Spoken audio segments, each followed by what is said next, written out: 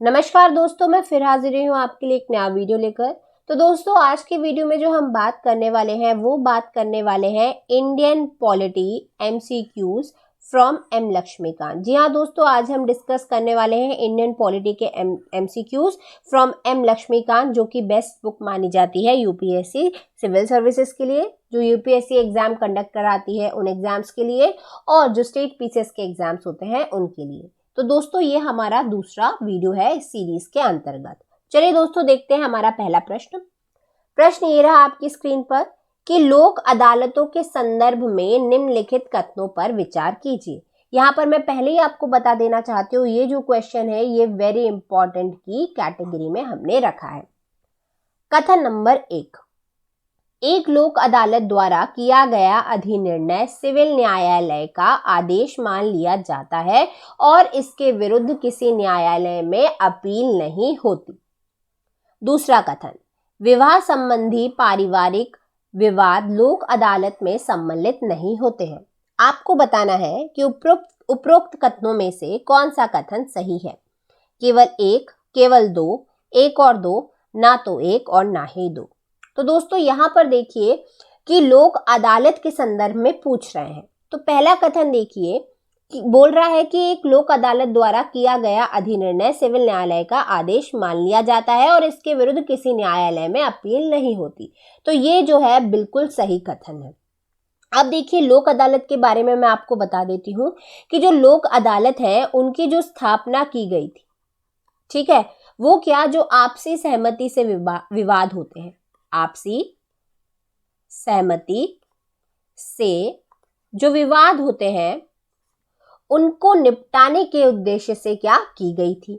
ठीक है, जो लोक अदालत है उनके द्वारा दिया गया अधिनिर्णय, यही अभी मैंने आपको बोला, जो उनके द्वारा दिया गया अधिनिर्णय है वो सिविल न्यायालय का क्या माना जाता है, आदेश मान लिया जाता है। और देखिए, यहाँ कथन में यही लिखा हुआ है, और मान तो लिया जाता है, अथा अगर कोई भी विवाद होगा जो पक्षकारों की सहमति से लोक अदालत में क्या लाया जा सकता है। ठीक है, जो विवाद है वो किसकी सहमति से, जो पक्षकार हैं उनकी जो सहमति है उससे क्या वो लोक अदालतों में क्या लाया जा सकता है, यदि जो लोक अदालत है वो संतुष्ट हो जाए।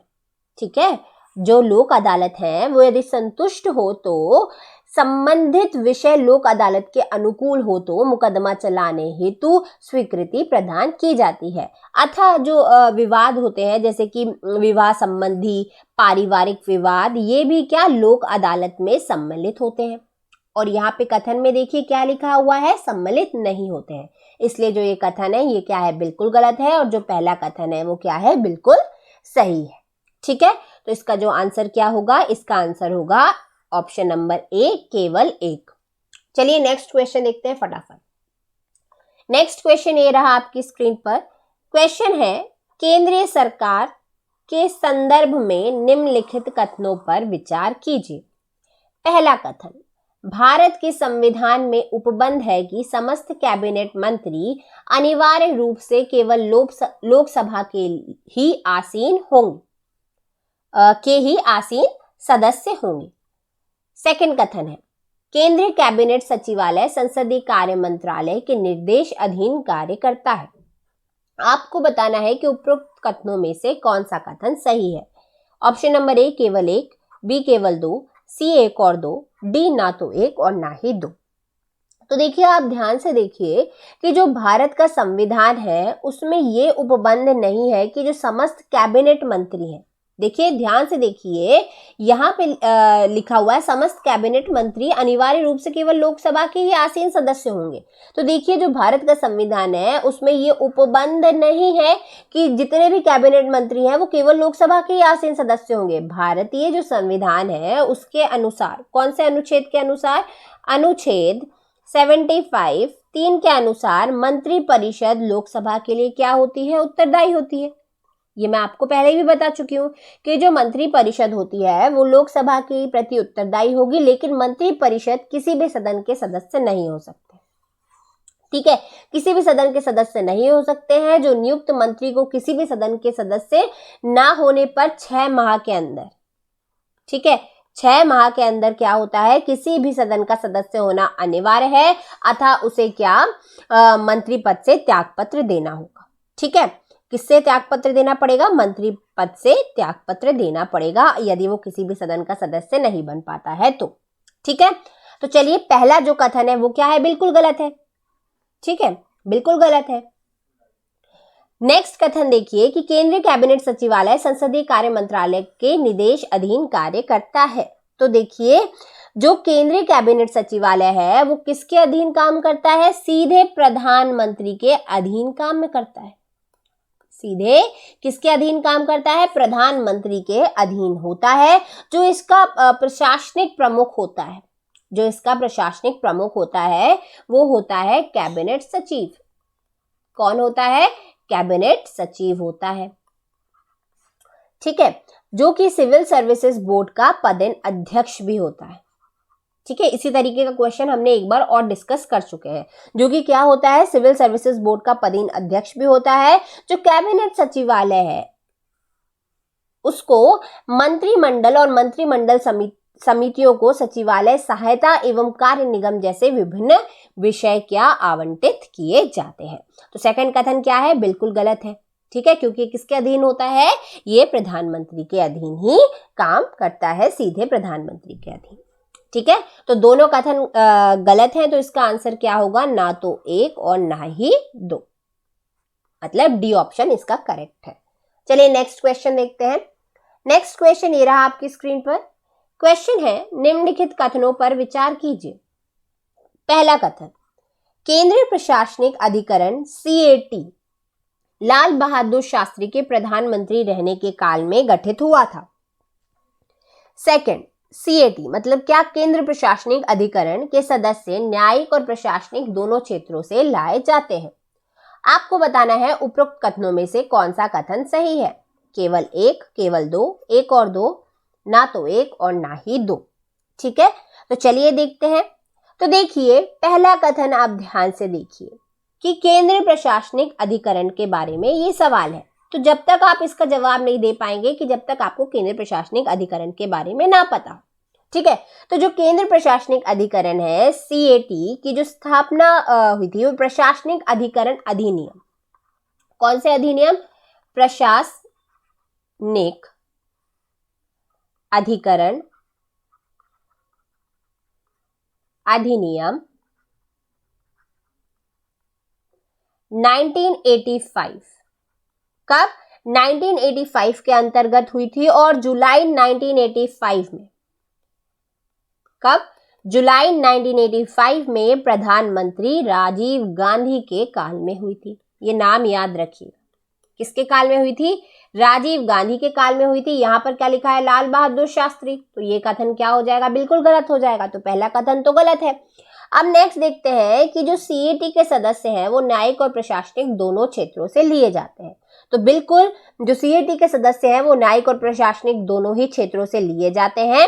जो सचिव है, ठीक है, जो सचिव है या उसके जो अतिरिक्त सचिव स्तर के अधिकारी हैं वो कुछ विशेष योग्यताओं के साथ इसके प्रशासनिक सदस्य भी बन सकते हैं, बट उनमें क्या कुछ विशेष योग्यताएं होनी चाहिए। तो सेकंड जो कथन है वो क्या है, बिल्कुल सही है। जो ये सेकंड कथन है तो इसका जो आंसर होगा वो क्या होगा, B, केवल 2। Answer is B। ठीक है, चलिए नेक्स्ट क्वेश्चन देखते हैं फटाफट। नेक्स्ट क्वेश्चन ये रहा आपकी स्क्रीन पर। क्वेश्चन है, निम्नलिखित में से कौन से उच्चतम न्यायालय की आरंभिक अधिकारिता में आते हैं। पहला, भारत सरकार तथा एक या अधिक राज्यों के बीच विवाद, संसद के किसी भी सदन या राज्य विधानमंडल में हुए चुनाव पर विवाद।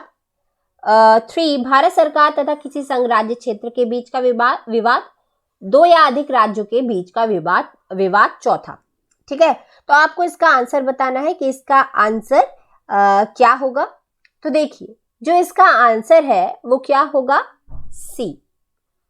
क्या होगा, C।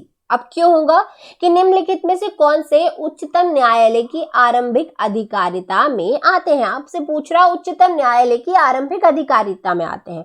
तो उच्चतम न्यायालय की आरंभिक अधिकारिता में भारत सरकार तथा किसी संघ राज्य क्षेत्र के जो बीच का विवाद है वो क्या आरंभिक अधिकारिता में आता है। तो थोड़ा सा जान लेते हैं और कि जो सर्वोच्च न्यायालय है का जो मौलिक क्षेत्राधिकार होता है उसे संघीय मामलों से संबंधित सभी विवादों में निर्णायक की भूमिका प्रदान की गई है। किसे? उच्चतम न्यायालय या सर्वोच्च न्यायालय।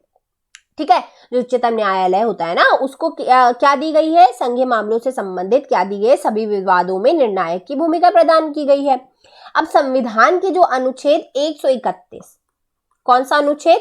131 के अंतर्गत सर्वोच्च न्यायालय के मौलिक क्षेत्राधिकार का जो वर्णन है वो किया गया है। कौन से अनुच्छेद में? 131 में, जिसमें क्या कहा गया है? भारत सरकार तथा एक या अधिक संघ के राज्यों के बीच, ठीक है, भारत सरकार यदि किसी एक भारत सरकार या एक या अधिक संघ के राज्यों के बीच, या एक और भारत सरकार, ये भी हो सकता है कि एक और कौन हो? भारत सरकार हो,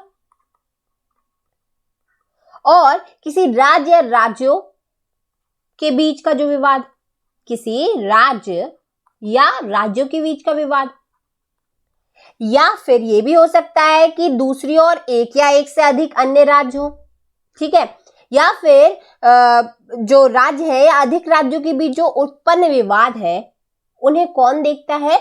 उन्हें जो देखता है वो उच्चतम न्यायालय ही देखता है, और आरंभिक अधिकारिता में ये आते हैं। ठीक है, किस में आते हैं? आरंभिक अधिकारिता में ये आते हैं।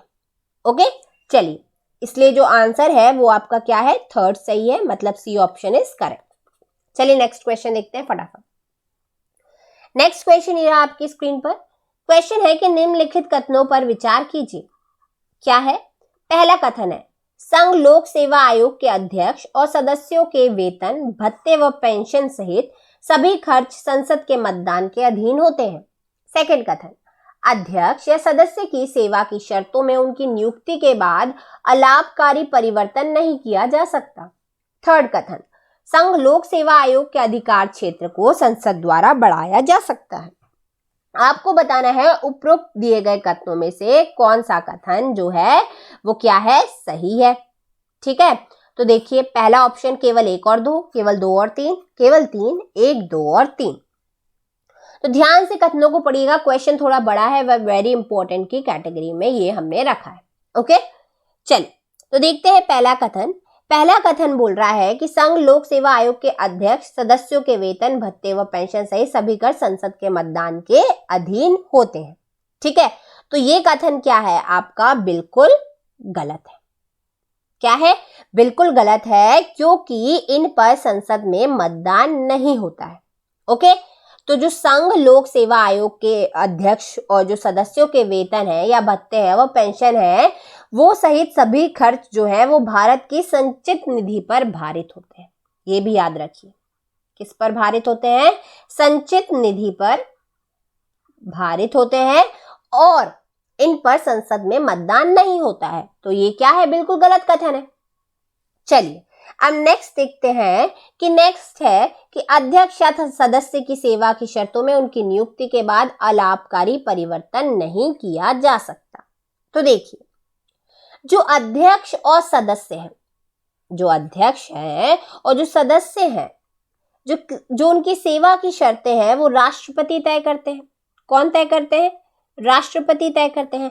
अब जब राष्ट्रपति तय करते हैं तो जो उनकी नियुक्ति है उसके बाद इनमें क्या अलाभकारी परिवर्तन नहीं किया जा सकता है। ठीक है, तो जब अलाभकारी परिवर्तन नहीं किया जा सकता और नियुक्ति जो इनके राष्ट्रपति करते हैं तो ये वाला जो कथन है वो क्या है? बिल्कुल सही है। ठीक है, सेकंड जो कथन है बिल्कुल सही है। अब नेक्स्ट देखिए फटाफट। नेक्स्ट है कि संघ लोक सेवा आयोग के अधिकार क्षेत्र को संसद द्वारा बढ़ाया जा सकता है। ठीक है, जो क्षेत्र है उसको बढ़ाया जा सकता है, जो अधिकार क्षेत्र है। तो ये क्या है? बिल्कुल सही है। तो देखिए क्यों सही है मैं आपको बताती हूँ। थर्ड कथन क्या है? बिल्कुल सही है। संघ लोक सेवा आयोग को क्या संसद द्वारा, किसके द्वारा? संसद द्वारा संघ की सेवाओं के अतिरिक्त कार्य भी दिया होता है। जो संसद लोक सेवा आयोग के अधिकार क्षेत्र में प्राधिकरण, कॉर्पोरेट निकाय या सार्वजनिक संस्थान के निजी प्रबंधन के कार्य भी क्या दे सकती है, पर कौन दे सकती है? संसद दे सकती है। ठीक है, संसद दे सकती है। अतः जो संसद है उसके अधिनियम द्वारा संघ लोक सेवा आयोग के कार्यक्षेत्र का क्या विस्तार किया जा सकता है। और थर्ड कथन में यही दिया गया है कि संसद द्वारा बढ़ाया जा सकता है, इसलिए जो इसका आंसर होगा वो क्या होगा, बी होगा, मतलब केवल 2 और 3। ठीक है, तो दोस्तों यही था हमारा आज का वीडियो। आई होप आपको ये वीडियो अच्छा लगा हो। तो दोस्तों मिलते हैं नेक्स्ट वीडियो में। Thank you so much.